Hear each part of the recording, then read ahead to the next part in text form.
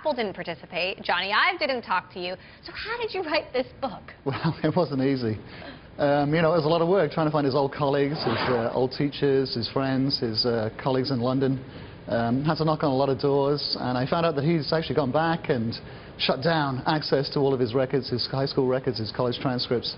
So yeah, it wasn't easy, but I got a couple of lucky breaks, and in the end got to talk to quite a lot of people. You've said that writing a book about Apple, and you've covered Apple for many years, but it's actually quite a painful process. Yeah, it's not a lot of fun. Well, they're so secretive. I mean, they're more secretive than the NSA, and I don't think that's an exaggeration. I mean, even the people aren't allowed to talk to their spouses, their kids. They can't talk to people they work with unless they're working on exactly the same project. There are stories about cubicles where people sitting at desks next to each other and there's a curtain between them. So there's such a veil of secrecy there, and it's so ingrained in the culture that nobody wants to talk, even about stuff that was done 20, 30 years ago. So, given how long you've covered Apple, did anything surprise you? Well, yeah, I was surprised about how central Jony Ive was to Apple's success these last 12 years. Because it's so secretive, Jobs tended to get all the credit, and I think... Did Jobs get too much credit? No, he was a singular genius, and look at what he has achieved. But he tended, there was no backstory. The story of the products and how they developed has never been told.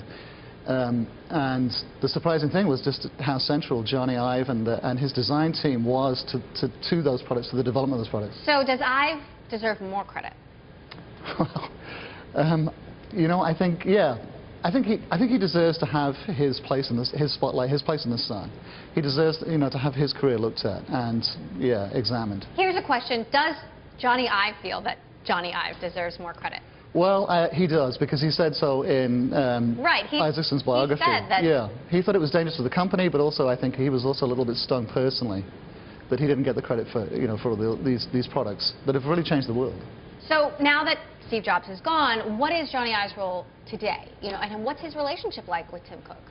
His role is like Jobs' role before he died. He is now in charge of both hardware and software, so he's the overall design lead for the entire company.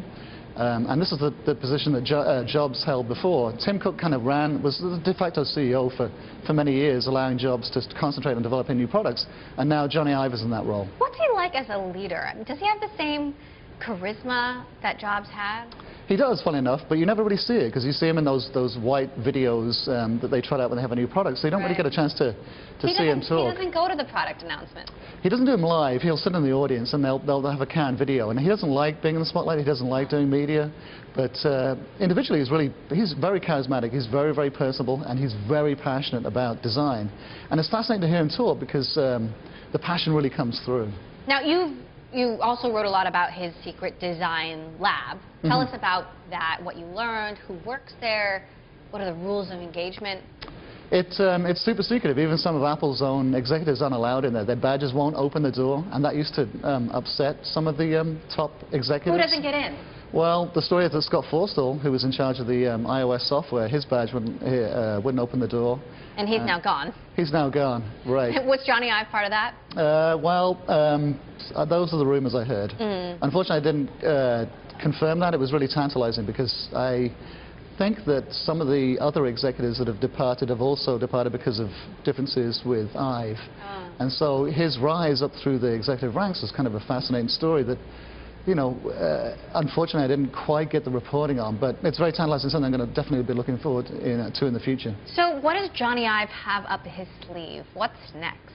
I think they're cooking up some really amazing things. I think wearables... So people have been saying that for 2 years. They have, but there's a lot of clues, a lot of really tantalizing clues. I mean, they've been hiring a lot of designers with expertise in textiles and fabrics, and they've been hiring engineers with expertise in biometric chips, bioelectronics. And, of course, there's a lot of rumors about an iWatch, but I don't think they're making an iWatch. I think they're making wearables, wearable clothing, technology-enhanced clothing. Interesting. Like what? Well, that's the, $6 million question. Cool running suit? Yeah, exactly. Could be, maybe. I think stuff to monitor your health in real time. What about television? TV too. The Apple TV has been in the lab for years. I know for a fact that they have lots of prototypes of TVs. But the timing, I think, is not right. And Apple's very patient. They're willing to sit on these things for years until they have the right go-to-market strategy. How do Cook and Ive get along? They get along fine. In fact, Cook was the peacemaker between some of these other executives that he used to fight with when Jobs was around. And Jobs loved to get a fight going. He loved to pit the executives against each other. Tim Cook is much more of a consensus player.